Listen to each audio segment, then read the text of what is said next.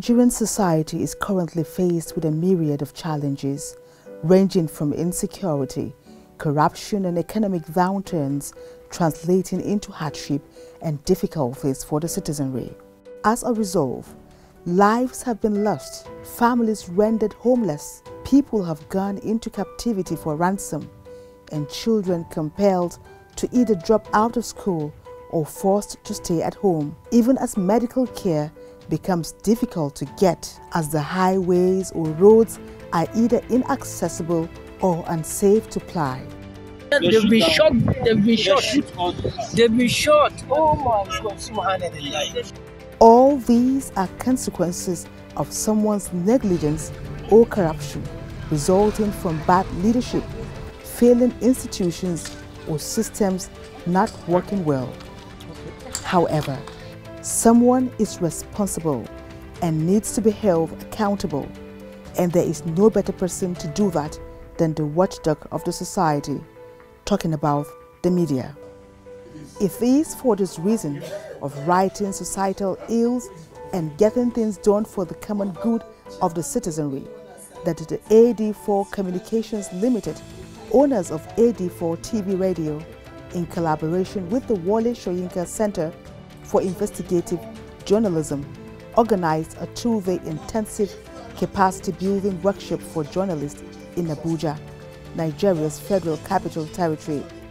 There was a problem of funding tertiary education in Nigeria. The sole purpose is to address failing public systems and structures, project checks and balances, promote accountability in every sector of the society, as well as put individuals, organizations and the government on their toes to do the needful for the common good of all.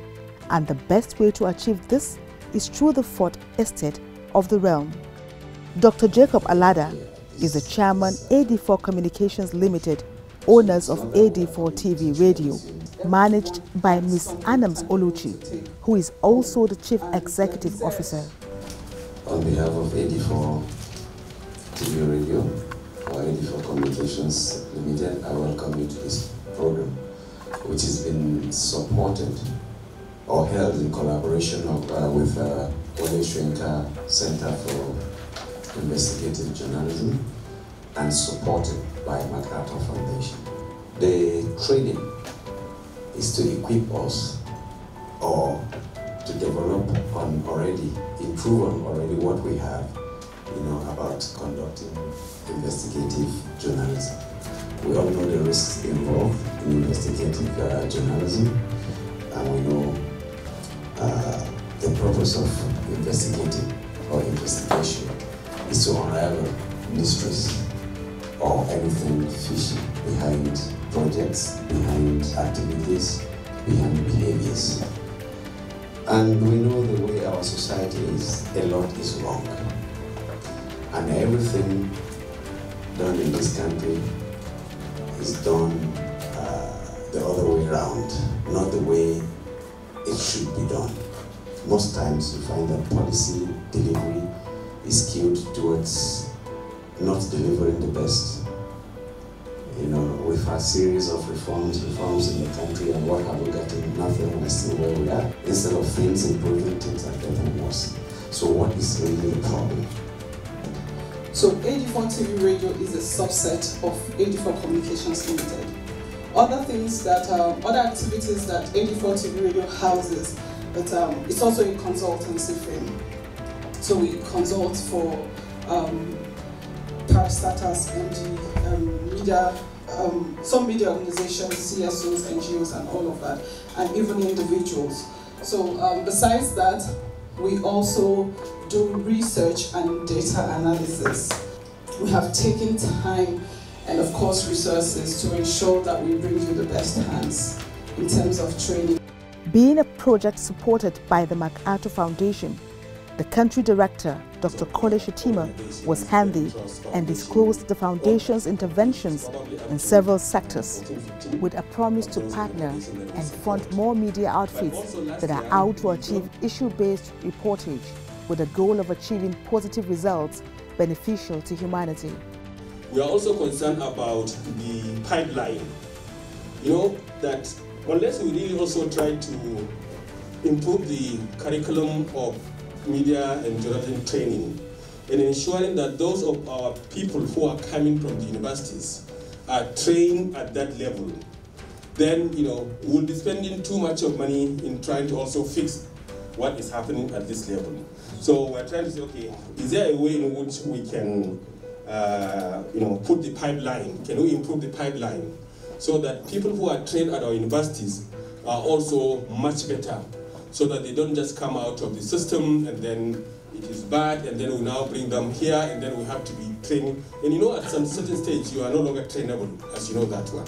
So part of the challenge is how do we ensure that the pipeline of the journalists, the younger generation of journalists on our campuses, get better quality training, so that when they come out to practice your profession, they will be much better than they were now. And so I think that's why we decided to support.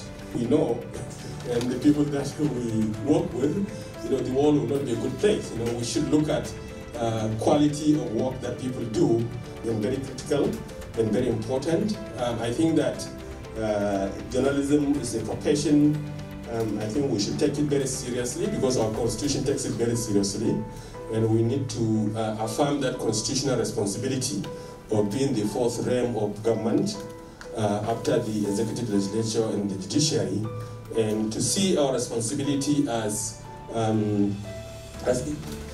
put it simply, at least from MacArthur Foundation perspective, actually what we are trying to do is to improve the quality of life of our citizens.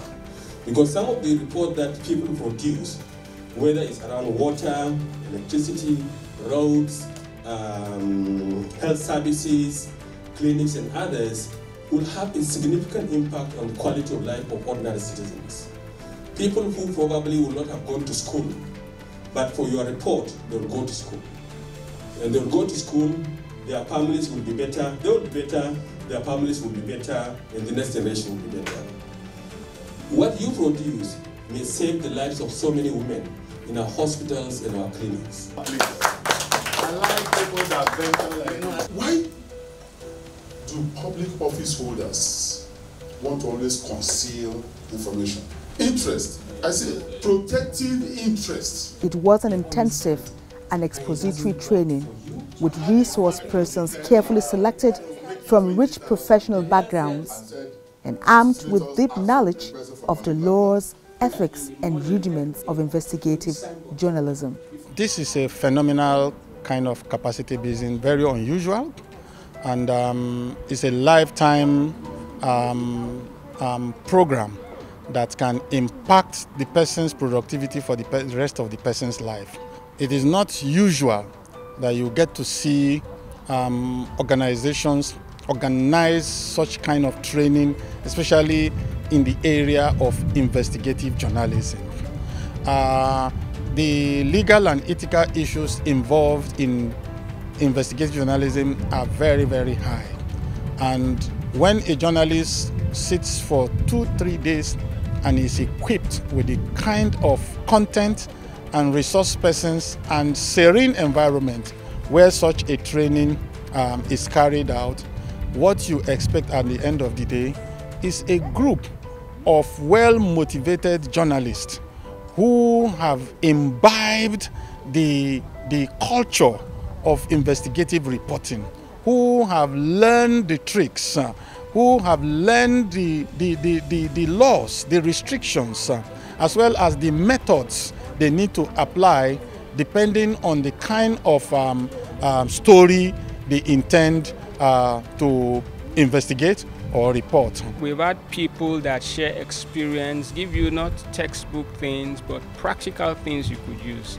So it's been awesome, really awesome. The truth is, when you compare to the number of radio and TV stations in Nigeria, it's really not done. It's like 90-something% entertainment and only 3% or something like that does investigative pieces. Everybody is just interested in what this music is playing, entertainment, blah, blah, blah. But we all go home every day. We face the no light, the bad road, and all that.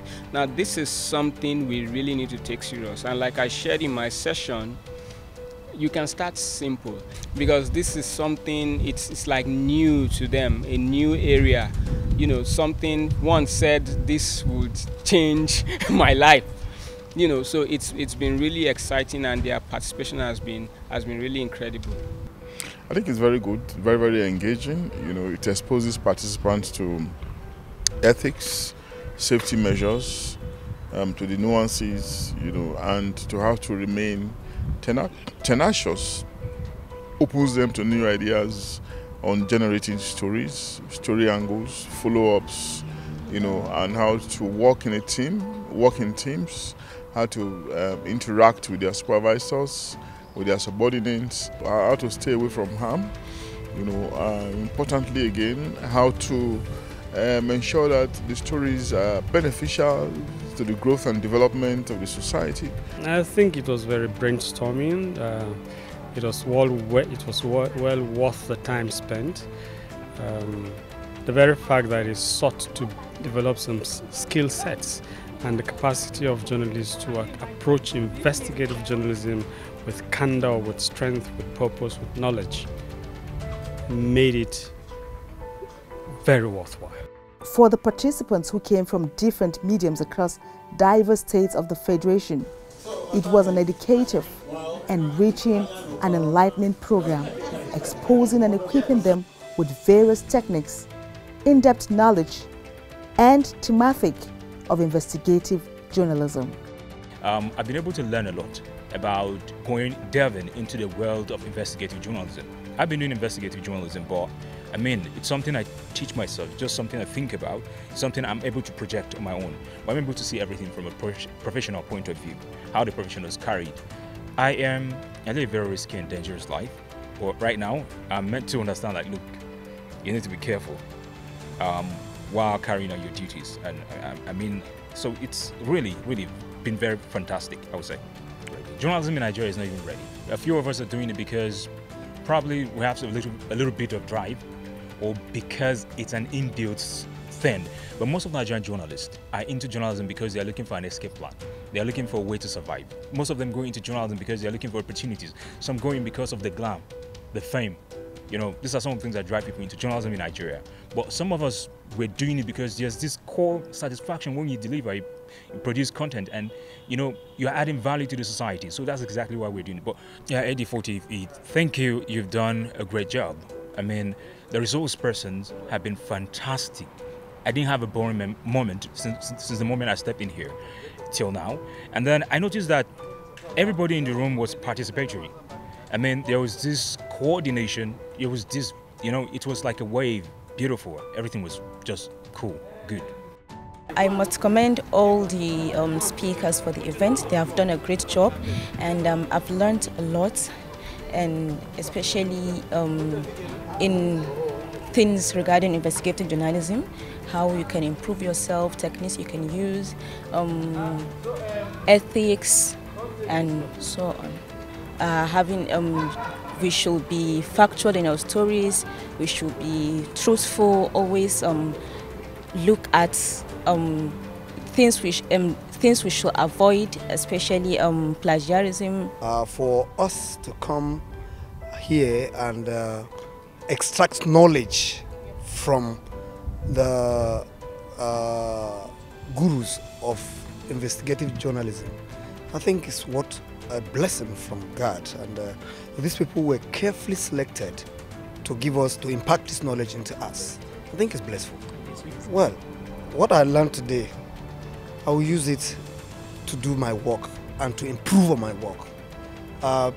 Perhaps I was not doing some things right in the course of investigative journalism, but today I've gotten the knowledge to improve on what I have before. I think it's what's present.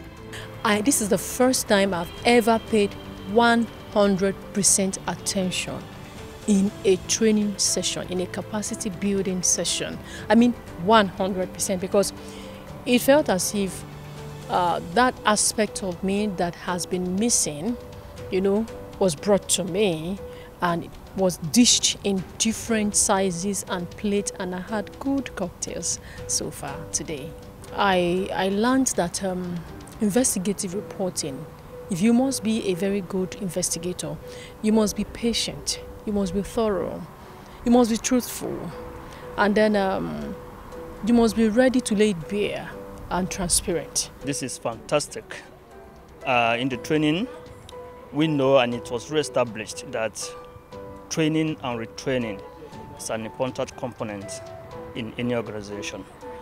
We all have this background, but there is every need to renew, there's every need to retrain. So this is a very fantastic opportunity again to refresh our memory, towards journalism. Reporting is a very serious business, and then investigative journalism is another extra business.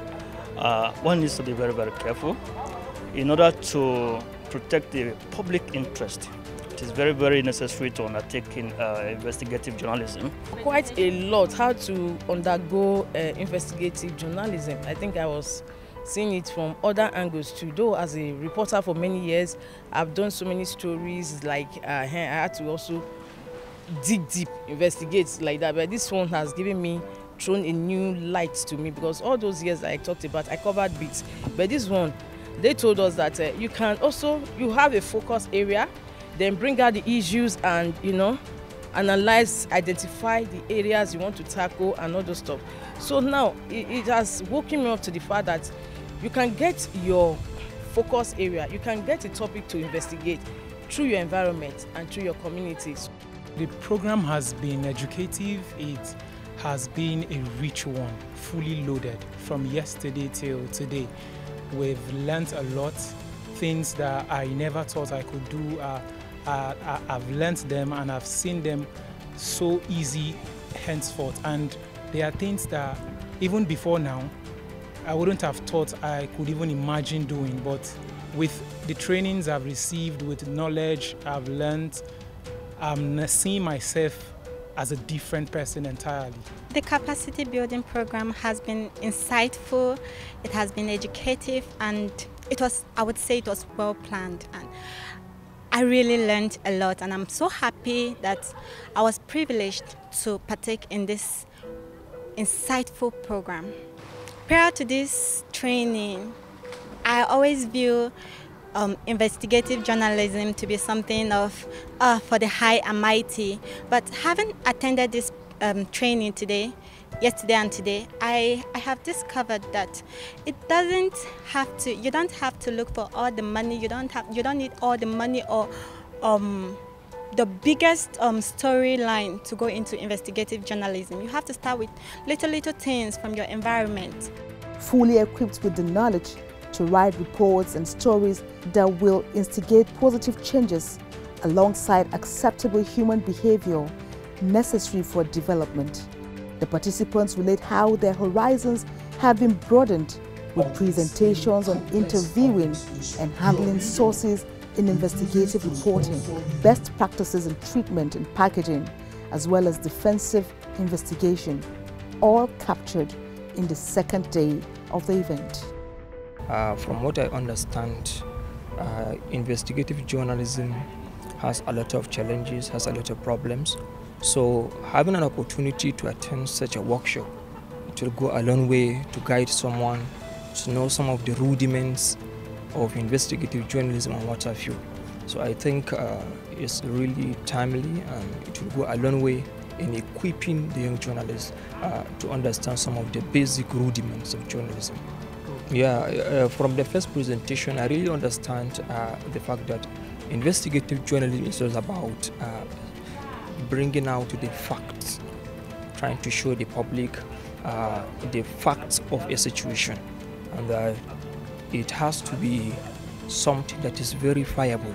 You cannot go out or go into getting out a story just to convince someone or for getting something else out of the story. It has to be a verifiable story so as to convince the public to understand that your story or your investigative story is a genuine something or is a fact something. I have learned that as an investigative journalist, you have to be smart, you have to be very creative, you have to be very interactive and pay attention to details, because there are some certain things that we ignore that might be very useful and helpful to us as an investigative journalist. The issues raised were very fundamental and germane. For me, especially when the emphasis on public loyalty to the public. Some long-held beliefs about reporting this kind of stories, where somehow I found some peace in having some of them dismantled. The question of objectivity. The issue of loyalty, which I emphasized. The issue of method. The process, you are trying to ensure a process is corrected. And then you must also ensure that you follow the process to make sure that process is corrected. That is critical. Before now, I would think that this whole thing is kind of journalism is kind of something you do, like it's scary because it's life-threatening and all that, but it's something everybody should know. Like one of the things I learned is something we have to tell everybody, we have to educate everybody. People need to know that we should be all involved in this, because this is a way forward to enlighten people about it, because it is our responsibility to share with people that we can actually move the world, move Nigeria better by telling the people, educating the people on how we should report new things and how to avoid things, bad corruptions and all that.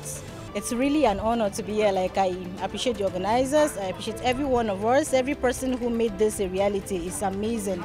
I just pray God keep blessing them and let them so much increase and blessings. So thank you, it's an opportunity really. And this training is one, I'm so proud to be a participant. I didn't even know that they are partners with the Wole Soyinka Center. And when I came and I saw that it's in collaboration with the Wole Soyinka Center, I knew that I was at the right place. We have very experienced resource persons who have also worked in the media. And so that is a leverage, because they were teaching us, they were training us from a point of understanding. With this workshop, I've really learned a lot on how to go about this investigative journalism. You study the environment and you initiate conversation. The type of conversation you start with will determine how far you can go. It's an eye-opener. It tells us that you need to dip more into the story to get the facts to the world, so that you'll be able to help those people outside there to get more info and to get it right. I have not done any story on investigative journalism. Most times it's a straight story. But now I have the clue and have the ability, you understand, and I know where to start from. If there's no student, there will be no teacher. So we thank you all for investing your time properly. We can never thank you enough, but we're very excited that this is just a step forward to distinguishing yourself from the rest of our colleagues in the industry. So on behalf of the management, the board, and of course the staff of AD4, I want to thank you so much for availing yourself again. The training was capped with issues of techniques for research and data collection, as well as security consciousness, the need for safety and precaution required by the re-equipped and rejigged media practitioners as they launch a new phase of news reportage aiming at promoting good governance, responsible citizenship, and accountability for the good of all.